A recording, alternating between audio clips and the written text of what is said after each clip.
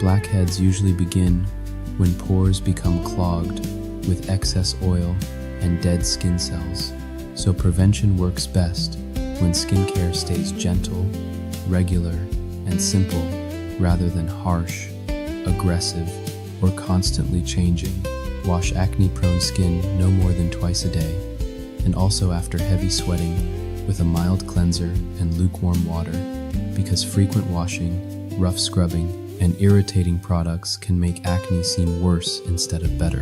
Avoid squeezing, scraping, or trying to clean out blackheads at home, because that can worsen inflammation and raise the risk of marks or scarring. Choose oil-free or non-comedogenic skincare, sunscreen, and makeup when possible. Remove makeup before bed, and keep oily hair products away from the face. Over-the-counter ingredients such as salicylic acid can help unclog pores, adapalene can help prevent clogged pores, and benzoyl peroxide can support acne treatment, but these ingredients may cause dryness or irritation at first. So, it makes sense to start slowly. Use a light moisturizer if needed, and give the routine several weeks before judging the results. If acne becomes painful, widespread, scar-forming, or does not improve after a reasonable trial of self-care, seeing a dermatologist is sensible. And now, the rest of the evening can belong to something lighter, because in a small retirement town in Arizona, where every stucco wall held heat like a grudge, and every front patio had at least one chair permanently reserved for just sitting a minute, there lived a 79-year-old widow named Lorraine. Buckley, who had reached the age where she no longer mistook inconvenience for disaster.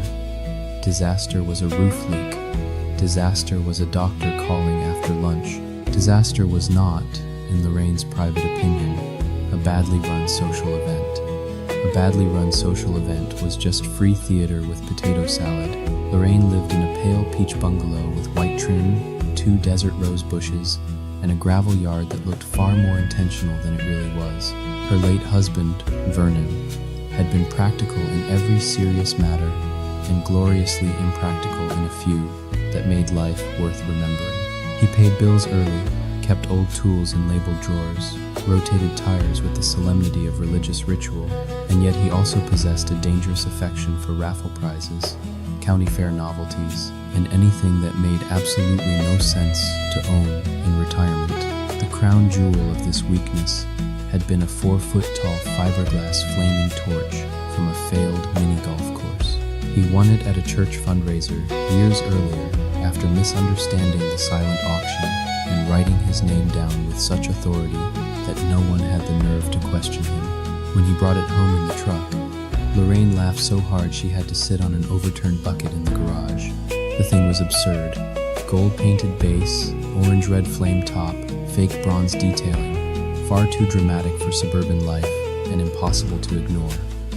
Vernon adored it. He placed it beside the garage wall and called it the spirit of recreation. Lorraine called it that ridiculous monument, but after he died, she never threw it away. It remained in the garage, polished now and then, ridiculous and faithful, one of those objects that no longer belong to good taste but to memory.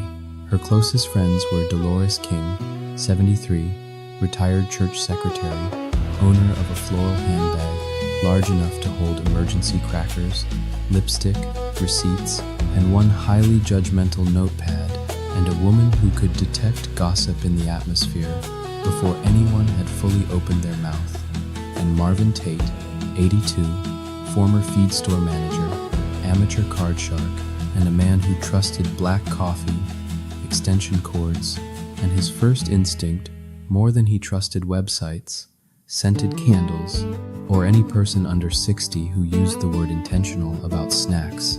Every Thursday morning, the three met at a diner called Cora's Place, where the pancakes were wider than reason and the coffee was strong enough to correct weak character.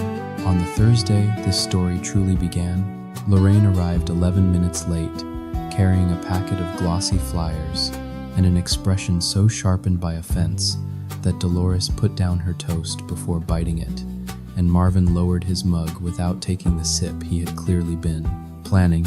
That face, Dolores said, narrowing her eyes, means either the activities committee has started something or somebody has involved your property in it. Lorraine sat down, set the flyers on the table, and said, "Apparently I am now directing the Romance Under the Stars mixer." Marvin blinked once. Dolores blinked twice. The waitress, a broad-shouldered saint named Marnie, stopped in the aisle with the coffee pot halfway to history. "You're the what?" Dolores asked. Lorraine slid the top flyer across the table. It was a shimmering blush pink thing with silver stars and an offensively cheerful moon in one corner.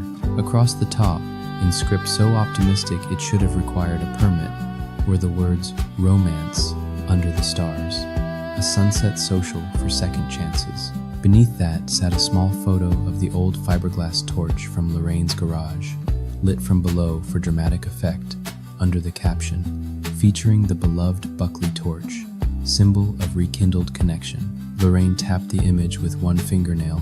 "That," she said, "is Vernon's ridiculous garage ornament, and according to this flyer, it is now the emotional centerpiece of an event for widows, widowers, and apparently people with too much free time." Marnie slowly set the coffee pot down. "Not the fake Olympic torch. Exactly the fake Olympic torch. Younger people might think this was merely odd. Younger people do not understand retirement communities. In a retirement community, odd is the larval stage of catastrophe. Given enough committee energy, a harmless idea can molt into a program can become a movement can become folding tables, lanyards, and a sign-up sheet before anyone sensible has finished saying no."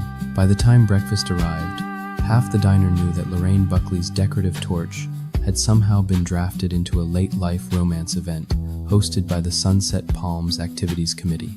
A man at the counter said he had always found the torch uplifting. A woman near the pie case said the committee was one tea light away from moral collapse. Marnie brought Lorraine extra bacon for strength. Dolores had already turned over the paper placemat, and Marnie paper written "torch problem" in large block letters. "We're investigating," she announced. Lorraine sighed. "We're eating breakfast.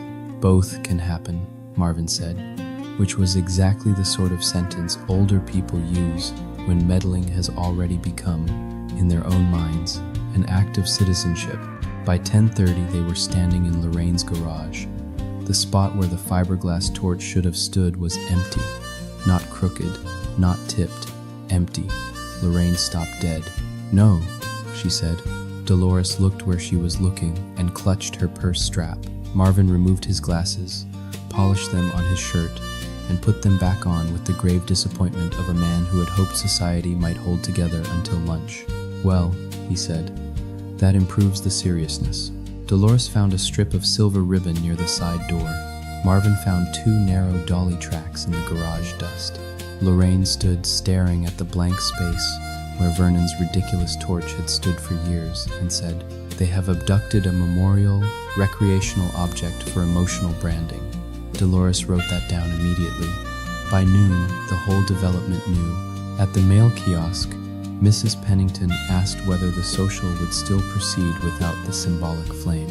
At the pharmacy, a cashier said her aunt had bought a ticket, specifically because the torch made the whole thing feel less embarrassing. At the pool, 2 women advisors paused mid-conversation to ask whether there would still be live music. Even the groundskeeper, Luis, who had carefully built a life around staying out of resident folklore, shook his head and said, "The torch? That's too much." Lorraine's daughter called from Colorado, already laughing so hard she had to restart the conversation twice. "Mom," she said, "why is Dad's fake Olympic thing running a singles event?" "Because this town is 1 ribbon away from institutional failure," Lorraine replied. "Are you upset?" "I am offended on principle and interested in names." The first useful clue came from the woman at the print shop, who lowered her voice and said, "I probably shouldn't mention this, but yesterday I saw Brenda Bell and Carla Joe from Activities buying gold fringe, battery tea lights, and little table signs shaped like stars. They had a photo of a torch and asked whether it read more as romantic or inspirational. That was enough. Brenda Bell chaired the Activities Committee. Carla Joe handled event decor and once described a casserole supper as an immersive evening of nourishment, which Marvin considered grounds for exile.